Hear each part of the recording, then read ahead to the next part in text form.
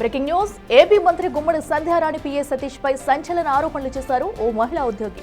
కారుణ్య నియామకం కోసం మంత్రి పిఏ డబ్బులు తీసుకున్నాడని ఆరోపిస్తున్నారు. ఉద్యోగం పేరుతో 18 లక్షల రూపాయలు వసూలు చేశాడని బాధితురాలు ఆరోపిస్తున్నారు. 6 నెలల పాటు ఉద్యోగం లేకుండా చేసి తనతో పాటు పిల్లలను రోడ్డుకు లాగాడని చెబుతున్నారు. ఇదే వ్యవహారంలో మున్సిపాలిటీ ఉద్యోగి ప్రసాద్ని చితకపొదినట్లు చెప్పారు. పిఏ సతీష్ పై పోలీసులకు ఫిర్యాదు చేసినా పట్టించుకోవడం లేదని ఆవేదన వ్యక్తం చేస్తున్నారు. మంత్రి అధికారాన్ని అడ్డుపెట్టుకుని ట్రాన్స్ఫర్ చేయిస్తారని సతీష్ బెదిరిస్తున్నారని ఆరోపిస్తున్నారు. ఈ వ్యవహారంపై మంత్రి నారా లోకేష్ కు ఫిర్యాదు చేస్తానని బాధితురాలు చెబుతోంది.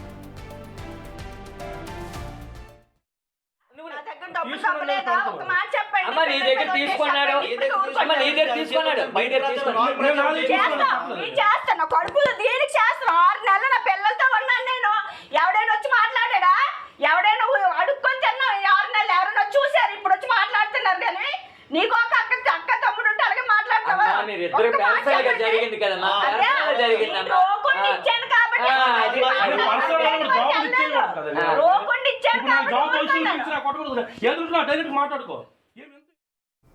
మహిళా ఉద్యోగి ఆరోపణలను మంత్రి సంధ్యారాణి పిఏ సతీష్ ఖండించారు. మంత్రి సంధ్యారాణిని రాజకీయంగా ఎదుర్కోలేక తనపై దుష్ప్రచారం చేస్తున్నారని మండిపడుతున్నారు. తాను ఎవరి దగ్గర డబ్బులు తీసుకోలేదంటున్న పిఏ సతీష్ ఆరోపణలు చేస్తున్న మహిళా తన ఫోను సైబర్ క్రైమ్ పోలీసులకు అప్పగిస్తే నిజాలు తెలుస్తాయని చెబుతున్నారు. ఫేక్ డీపీలతో అవాస్తవమైన చాటింగ్లు చేశారని ఆగ్రహం వ్యక్తం చేశారు. ఇక తనపై వచ్చిన ఆరోపణలు నిజమైతే నడు రోడ్డులో ఉరితీయాలని పిఏ సతీష్ సవాల్ విసిరారు. అని ఒక వార్త టెలికాస్ట్ చేశారు. అందులో ఆమెతో ఒక 5-6 మెయిన్ పాయింట్స్ అనౌన్స్ చేయించారు. 2021లో ఆమెకు ఉద్యోగం ఇప్పిస్తానని నేను డబ్బులు వసూలు చేశానని ఆవిడ గారు ఫస్ట్ పాయింట్. 2021లో నేను ఎక్కడున్నాను, ఏం చేస్తున్నాను, ఉద్యోగాలు ఆవిడ ఉద్యోగం కోసం డబ్బులు తీసుకున్నానని నోటు రాసి ఇచ్చానని. ఉద్యోగానికి డబ్బులు తీసుకుంటే ఎవరైనా నోట్లు రాసిస్తారా? చెప్పండి అన్న, మీరే చెప్పాలి. ఇప్పుడు ఉద్యోగంకి నేను డబ్బులు తీసుకున్నాను, నా నోట్లు ఎందుకు రాసిస్తాను? 3, దీంట్లో ఇప్పుడు మీకు క్లియర్గా చూపిస్తాను. నేను నా వాట్సాప్ డీపీ ఒకటి క్రియేట్ చేసి నేను ఒక అమ్మాయితో చాట్ చేస్తున్నట్టు, ఇంకో అమ్మాయితో చాట్ చేస్తున్నట్టు, ఉద్యోగాలు ఇప్పిస్తాను అని పిలిచినట్టు నా డీపీని క్రియేట్ చేసి ఇది గ్రూపుల్లో విడుదల చేసింది. రైట్కి మరింత సమాచారం మా ప్రతినిధి శివశంకర్ అందిస్తారు. శివశంకర్, చెప్పండి. ఏదైతే పిఏ సతీష్ అయితే ఒకవేళ చెప్పుకొస్తున్నారో, అయితే బాధితురాలేమో డబ్బులు తీసుకుందంటూ కూడా ఆమె ఆవేదన వ్యక్తం చేస్తుంది. సో ఇందులో నిజాలు ఏంటి, అసలు ఎలాంటి ఆధారాలు బయటకు వచ్చాయి, అప్డేట్స్ ఏంటి? అఖిల, ఎవరైతే బాధితులు ఉన్నారో బాధితురాలు భర్త గతంలో గవర్నమెంట్ స్కూల్ టీచర్ గా పనిచేసేవారు. ఆయన చనిపోయిన తర్వాత ఈమెకి కారుణ్య నియామకం కింద ఉద్యోగం రావాల్సి ఉంది యాజ్ పర్ గవర్నమెంట్ రూల్ ప్రకారం. అయితే ఆ గవర్నమెంట్ రూల్ ప్రకారం ఉద్యోగం నేనే ఇస్తాను, ఇప్పట్లో అయితే మామూలుగా వచ్చే పరిస్థితి లేదు, నాకు కొంతమంది రాజకీయ నాయకులు తెలుసు, నాకు పరిచయాలు ఉన్నాయని చెప్పేసి ఎవరైతే ప్రస్తుతం గుమ్మడి సంధ్యారాణి పిఏగా ఉన్నటువంటి సతీష్ ఉన్నారో, సతీష్ ఆమె దగ్గర నుంచి సుమారు 18 లక్షలు, అంటే దఫదఫాలుగా 18 లక్షల రూపాయలు తీసుకున్నారని చెప్పేసి ఆమె ప్రస్తుతం ఆరోపిస్తున్నటువంటి పరిస్థితి.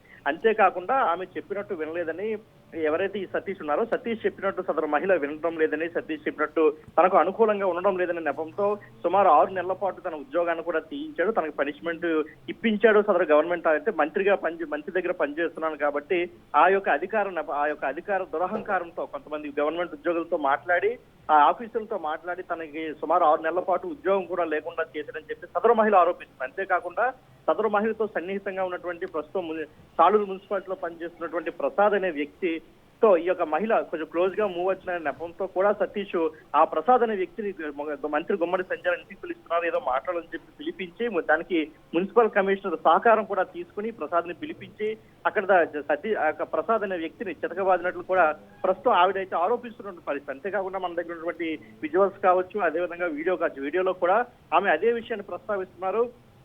కొట్టిన తర్వాత సుమారు కొన్ని రోజుల తర్వాత మళ్ళీ ఈ ప్రసాద్ కావచ్చు సదరు బాధితుల మహిళ వీళ్ళిద్దరి దగ్గరికి కొంతమంది అనుచరులను పంపించి మంత్రి సంజయ్ తాలూకా అనుచరులను పంపించి వాళ్ళతో మళ్ళీ సర్దుబాటు చేసే ప్రయత్నం కూడా చేసినట్లయితే మనకు చాలా స్పష్టంగా విజువల్స్ తెలుస్తా ఉంది. మరోవైపు చూసుకుంటే ఇవన్నీ నిరాధారమైన ఆరోపణలని మంత్రి సంజయ్ రాణి దెబ్బతీయడానికి కొంతమంది కుట్రలు పన్నుతున్నారని చెప్పేసి మంత్రి పిఏ సతీష్ కూడా ఆరోపిస్తున్నారు. ఇవన్నీ కూడా సవాల్ నేను స్వీకరిస్తున్నాను, ఆ సవాల్ మీరు స్వీకరించండి. నా ఫోన్ ని హ్యాక్ చేసి నేనేదో మెసేజ్ చేసినట్టు వాట్సాప్ చాటింగ్ చేసినట్టు వీళ్ళు క్రియేట్ చేశారని చెప్తున్నారు. ఎందుకంటే సదరు మహిళ ఇప్పటికే వాట్సాప్ చాటింగ్ ను బయట పెట్టింది. తనతో కావచ్చు మరికొందరు చాలా అసభ్యకరంగా ఆయన చాటింగ్ చేశాడని చెప్పి సదరు మహిళ కూడా బయట పెట్టిన నేపథ్యంలో సతీష్ కూడా ఇప్పుడు సవాల్ విసురుతున్నాడు. ఇవన్నీ కూడా సైబర్ క్రైమ్ దృష్టికి తీసుకువెళ్తాను, వీటికి ఏ సమాధానం చెప్తారో అప్పుడు తెలుస్తున్నా అందరికి కూడా ఆయన చెప్తున్నాడు. ఇప్పటికే బాధితురాలు మాత్రం ఇప్పటికే మంత్రి నారా లోకేష్ కూడా ఫిర్యాదు చేసింది. ఈ రోజు పార్వతీపురం మన్యం జిల్లా ఎస్పీ కూడా ఫిర్యాదు చేయడానికి ఆవిడ పార్వతీపురం వెళ్తున్న పరిస్థితి కూడా ఉంది. Right Shivashankar, thank you. నా దగ్గర డబ్బులు తప్పలేదా? ఒక మాట చెప్పండి. అమ్మ నీ దగ్గర తీసుకున్నాడు, అమ్మ నీ దగ్గర తీసుకున్నాడు, మీ దగ్గర చేస్తాను కడుపులో దీనికి చేస్తాను. 6 నెలలు నా పిల్లలతో ఉన్నాను నేను. ఎవడైనా వచ్చి మాట్లాడా? ఎవడైనా అడుక్కొని తిన్నా? 6 నెలలు ఎవరైనా చూసారు? ఇప్పుడు వచ్చి మాట్లాడుతున్నారు కానీ నీకు ఒక అక్క తమ్ముడు ఉంటే అలాగే మాట్లాడతావా? జరిగింది కదమ్మా, ఇచ్చాను కాబట్టి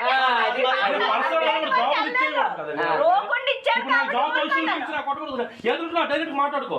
ఎందుకు పిల్లలు మేడం పేరు ఎందుకు వాడారు? మేడం పేరు వాడు నాకు ఎందుకు పిలిచారు? మేడం